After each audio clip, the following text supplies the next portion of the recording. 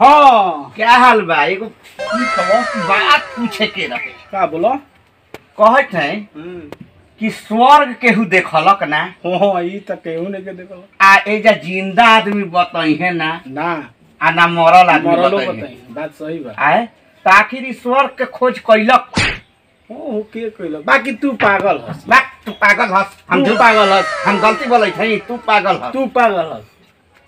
हम कहै छै कि तू पागल हस। तू न पागल हस। अरे मर्द हम पागल है। एकदम पागल हस। हम कहै छै कि तू पागल तू हस। पागल हस। तू पागल हस। तू पागल हस। ये क्या बकवास क्या करते लोग? ई पागल बा।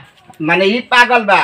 देखो हम पूछनी है नु। हाँ। ई पागल बा। पहले सुनो हां के पागल बा ये पागल है। हाय पागल बा। अच्छा तो एक काम करो लोग हां हमारा घर जाके पता करो कि हम घरे हैं कि ना। हाँ। हाँ हां तो हम रुका भाई अब भाई हम पता लगा क्या वो पता करके एकदम ए बताओ ना। ऐसा पागल बा। आए फोनवे से ना पागल ना रही तो फोन से ना पता कल कि घरे है कि ना। ई तो लागत है कि दोनों पागल हो सब। एगो ना तू पागल हो वो पागल बा। अरे हम तारे सामने हैं।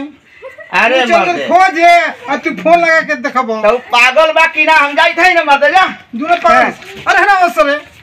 अरे है ना रे तोरा से बढ़िया है बा। हैं निकाल फोनवा। फोनवा का रखले रे? हाय फोनवा से आपके घिंचत रहे। ऐसा फोन देखला हो ना? लो ये ना बढ़िया बतानी से जो चल।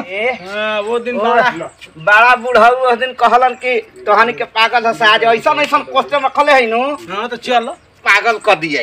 चल। अरे ये पगला कहां से आ गेलो सब बाप रे बाप। ए बैठा बैठा काका बैठा। ना रे उठी चाय पानी पी के ना बैठो ना। बैठा। बड़ा टाइम पर वो ठेके से दिन बैठा। तो तू बड़ा तेज बनलो। कोची भगा दला हमारा। हमनी के पागल सब साबिन के को मार के भगा दे। सर्टिफिकेट काट देला कि पागल हमें सब। आज ना तो सर्टिफिकेट क्या होता कहलो नहीं कि जाके देख के क्या से घर है तेज बनल को बड़ी दिमाग। हाँ। तो अच्छा बताओ घर गए तो देखल ना। अच्छा तो 5 गो 6 गो हमनी के क्वेश्चन बा। सुन ना बात जोन बीत गइल जोन बीत गइल। 5 गो 6 गो हमनी के क्वेश्चन बा। हां पूछो एकर जवाब दे दो। पूछो हम एकदम जवाब दे दे। आदमी कहलन हां कि ब्रह्मांड में आग लाग गई। हाँ तो वजह तो सूर्य भगवान जरा था। आग कहाँ से लगी? तो कुछ दिमाग गरम बा। तो दिमाग तावा हुआ बा गरम बा। बड़ा सोचे वाला सवाल बारे। ये तो बढ़िया इंजीनियर थी मैंने पढ़ा लिखल कोई थी। हमार दिमाग चाट गइल। कब आँय? चटनी हवा? हां कि चाट गइल। आज तारा जवाब दे वही के बा। अब भाई देखो एको के जवाब दे। ये देखो ये टेढ़ा सवाल है। ऐसे प्रोफेसर ना तो हम ठीक नो ना तो तारा एक काम देवे करो के बा यार। हाँ तू देवे लोग- के बा। तू लोग 10 मिनट बैठो हम आओ थे तो चाय पानी पी के। ना तो चाय छोड़ा ना चाय का पीबा। काय कहले बैठ आज बताओ।